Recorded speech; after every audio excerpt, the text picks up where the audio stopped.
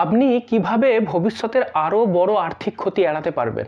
Video শুরুতে আমি একটা ছোট্ট ঘটনার বর্ণনা দেব এবং এর মধ্যেই কিন্তু এই প্রশ্নের উত্তর লুকিয়ে আছে।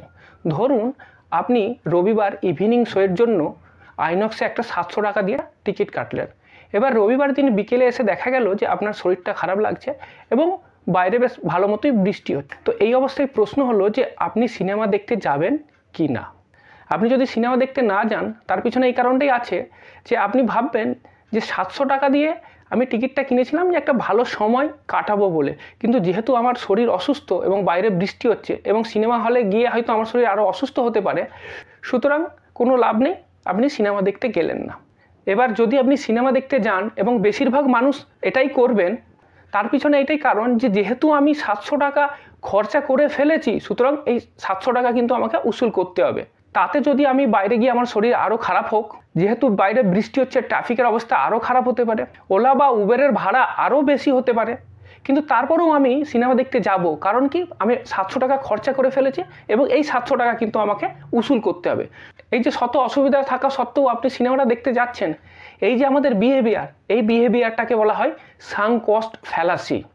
অর্থাৎ আপনি যে টাকাটা অলরেডি খরচা করে ফেলেছেন এবং যে টাকাটা আপনার রিকভার করার কোনো রাস্তা নেই, কিন্তু তবুও সেটাকে আপনি রিকভার করার জন্য ইরেশনালি বর্তমানে আরও বেশি টাকা খরচা করতে আপনি প্রস্তুত আছেন।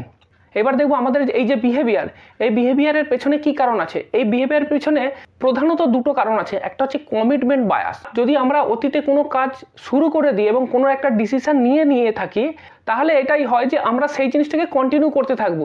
যদিও বর্তমান পরিস্থিতি এটা সাজেস্ট করছে যে আমি যে অতীতে অ্যাকশনটা নিয়েছিলাম সেই অ্যাকশনটা কন্টিনিউ করে গেলে আপনার লাভ নেই, বরং এটাকে আপনি যদি ছেড়ে দেন তাহলেই আপনার লাভ বেশি আছে। কিন্তু তবুও যেহেতু আমি অতীতে একটা ডিসিশন নিয়ে ফেলেছি এবং সেই ডিসিশনটাকে আমাকে ফ্রুটফুল করতেই হবে যেভাবে হোক, তার জন্য কিন্তু আমি বর্তমানে সেই হিসাবে ডিসিশন নেবো। এটাকে বলা হয় কমিটমেন্ট বায়াস।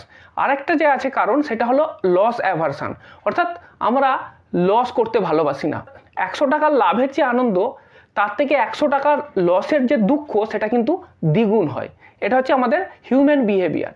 আমার এই ভিডিওতে আমি আমাদের এই যে হিউম্যান বিহেভিয়ার, এই সাঙ্ক কস্ট ফ্যালাসি সম্বন্ধে বললাম এই কারণের জন্যই, যাতে আপনি ভবিষ্যতে এই সাঙ্ক কস্ট ফ্যালাসির যে ট্র্যাপ আছে, এই ট্র্যাপ থেকে নিজেকে বাঁচাতে পারেন এবং ভবিষ্যতে আরও র্যাশনাল ডিসিশান নিতে পারেন। এবার দেখুন, আপনাকে আমি একটা ম্যাথামেটিক্যালি ক্যালকুলেশন করে দেখাচ্ছি যে সাঙ্ক কস্ট ফ্যালাসি কীভাবে আপনার অ্যাকচুয়ালি ফিনান্সিয়াল লাইফকে ক্ষতি করছে। ধরুন একটা ইনভেস্টমেন্ট যেটা আপনি শুরু করে দিয়েছেন, যে ইনভেস্টমেন্টে আপনাকে প্রতি বছর 20,000 টাকা করে দিতে হবে এবং আপনার এই ইনভেস্টমেন্টের টেনিওর হচ্ছে 20 বছর, এবং 20 বছর পরে যখন আপনার ম্যাচুরিটি হবে, তখন সেই ম্যাচুরিটিতে আপনার এই ইনভেস্টমেন্ট থেকে আপনি 8 লাখ টাকা পাবেন। 2 বছরে আপনি ওটাতে ইনভেস্ট করার পর আপনি দেখলেন যে আপনার কাছে একটা নতুন ইনভেস্টমেন্ট অপশান আছে। ধরে নিলাম ব্যাংকের ক্ষেত্রে যে রিকারেন্ট ডিপোজিট আছে, তার ইন্টারেস্ট রেটটা বেড়ে গেছে এবং বর্তমানে 8.5% হারে সুদ দিচ্ছে। আপনি বছরে ম্যাক্সিমাম 20,000 টাকা ইনভেস্ট করতে পারবেন।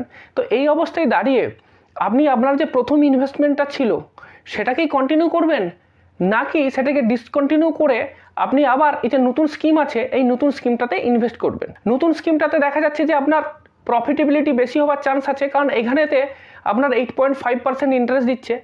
কিন্তু যদি আপনি প্রথম যে স্কিমটা আছে সেটাকে যদি ডিসকন্টিনিউ করে দেন, তাহলে যে প্রথম 2 বছর আপনি ইনভেস্ট করেছিলেন, অর্থাৎ 20 40,000 টাকা, সেটা কিন্তু আপনি ফেরত পাবেন না। অর্থাৎ সেই 40,000 টাকাটা কিন্তু আপনার জলে গেল। তো এইবার আপনি কি করবেন? বেশিরভাগ ক্ষেত্রে দেখা যায় যে আপনি কিন্তু প্রথম স্কিমটাকেই কন্টিনিউ করবেন। কারণ কি? কারণ প্রথম স্কিমটাতে অলরেডি আপনি 2 বছর সময় দিয়ে ফেলেছেন এবং 40,000 টাকা আপনি ওখানে দিয়ে ফেলেছেন। যখনই আপনি ভাববেন যে 40,000 টাকা আমার নষ্ট হয়ে গেল, 40,000 টাকা আমি আর ফেরত পাবো না, তখন কিন্তু আপনি আর দ্বিতীয় স্কিমটার কথা ভাববেনই না, আপনি প্রথম স্কিমটাকেই কন্টিনিউ করবেন। কিন্তু আপনাকে আমি ক্যালকুলেশন করে দেখিয়ে দিতে পারি, যদি আপনি ওই 40,000 টাকার মায়া কাটিয়ে সেকেন্ড স্কিমটাতে ইনভেস্ট করতেন, তাহলে কিন্তু আপনি আলটিমেটলি বেশি প্রফিটেবলই হতেন। দেখুন ক্যালকুলেশনটা। তো আমি কি করলাম? প্রথম স্কিমটাকে ডিসকন্টিনিউ করে দিলাম এবং সেকেন্ড স্কিমটাকে চালু করলাম। তো সেকেন্ড স্কিমটা হচ্ছে আপনার প্রতি বছর 20,000 টাকা আমি দিচ্ছি রেকারিং ডিপোজিটে এবং আমার সময় থাকছে আর 18 বছর, কারণ 2 বছর অলরেডি চলে গেছে। তো যদি আমি ওই 20,000 টাকা 8.5% রিকারিং ডিপোজিট ইন্টারেস্ট হারেতে 18 বছর চালাই, তাহলে আমি দেখতে পাবো যে আমার টোটাল যে ম্যাচুরিটি ভ্যালুটা আসবে সেটা আসবে 8,53,309 টাকা। কিন্তু প্রথম ইনভেস্টমেন্টের ক্ষেত্রে আপনি 20 বছর চালেও আপনি পেতে পারতেন মাত্র 8 লাখ টাকা। তো দ্বিতীয় ক্ষেত্রে আপনি 53,000 টাকা বেশি পাতে পারতেন, কিন্তু যেহেতু আপনি সাঙ্ক কস্ট ফ্যালাসিতে ভুগছেন, সুতরাং আপনি ওই প্রথম ইনভেস্টমেন্টটাকেই কন্টিনিউ করে যাবেন এবং দ্বিতীয় যে ইনভেস্টমেন্টের অপশানটা ছিল সেটাকে আপনি গ্রহণ করবেন না, এবং এটাকেই বলা হয় অপরচুনিটি লস। এবার এই সাঙ্ক কস্ট ফ্যালাসিটা আমরা যারা স্টকে ইনভেস্ট করি তাদের ক্ষেত্রেও কিন্তু খুব গুরুত্বপূর্ণ, কারণ অনেক ক্ষেত্রে আমরা এই ট্র্যাপে পড়ে যাই। দেখুন, একটা উদাহরণ দিয়ে আপনাকে বুঝিয়ে দিচ্ছি। ধরুন আপনি জানুয়ারি মাসে একটা কোম্পানি, তার নাম এক্স, তার একটা স্টক কিনেছিলেন 1000 টাকা দিয়ে, সেটা হচ্ছে জানুয়ারি মাসে। এবার ডিসেম্বর মাসে গিয়ে দেখলেন যে সেই কোম্পানির শেয়ারের ভ্যালু দাঁড়িয়েছে 100 টাকা। যদিও এই সময়তে ওই ইন্ডাস্ট্রির অন্যান্য যেসব শেয়ারগুলো আছে সেগুলোর প্রাইস কিন্তু বেড়েছে, কিন্তু এই কোম্পানির শেয়ার প্রাইস বাড়েনি। এই সময় আপনার পক্ষে যেটা র্যাশনাল থিঙ্কিং হতে পারত যে আপনি ওই কোম্পানির স্টকটা বিক্রি করে দিতেন, বিক্রি করে দিয়ে যে কোম্পানিগুলো অলরেডি ভালো গ্রোথ করছে বা যে কোম্পানির স্টকের ভ্যালু বাড়ছে আপনি সেখানে ইনভেস্ট করতে পারেন। কিন্তু অধিকাংশ ক্ষেত্রেই দেখা যায় যে আপনি ওই কোম্পানিটাকেই হোল্ড করে রইলেন এবং যার শেয়ার প্রাইস সময়ের সাথে সাথে আরও কমতে থাকলো। এক্ষেত্রে আপনার এই যে লস অ্যাভারশন, এই যে অ্যাটিটিউডটা, এটাই কাজ করলো, কারণ আপনি 1000 টাকা দিয়ে কিনে ওটা 100 টাকা দিয়ে বিক্রি করতে হিম্মত করতে পারলেন না, কারণ 900 টাকা আপনি লস করতে চাইলেন না।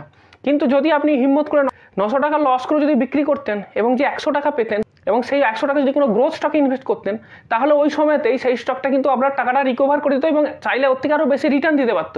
কিন্তু সেটা না করে কিন্তু আপনি ওটাই স্টিক রইলেন। যদি আপনি সাকসেসফুল ইনভেস্টর হতে চান তাহলে আপনার যে কোয়ান্টিটেটিভ অ্যান্ড অ্যাপটিটিউড স্কিল আছে এইগুলোর সাথে সাথে আপনার যে বিহেভিয়ারাল স্কিল সেটাও কিন্তু খুব ইম্পর্টেন্ট। এই সাঙ্ক কস্ট ফ্যালাসি এটা সম্বন্ধে আপনি অ্যাওয়ার থাকবেন এবং ভবিষ্যতে এর ফাঁদে আপনি পা দেবেন না। Thank you very much. এই ভিডিও যদি আপনার ভালো লেগে থাকে তাহলে অবশ্যই লাইক, শেয়ার ও সাবস্ক্রাইব করবেন।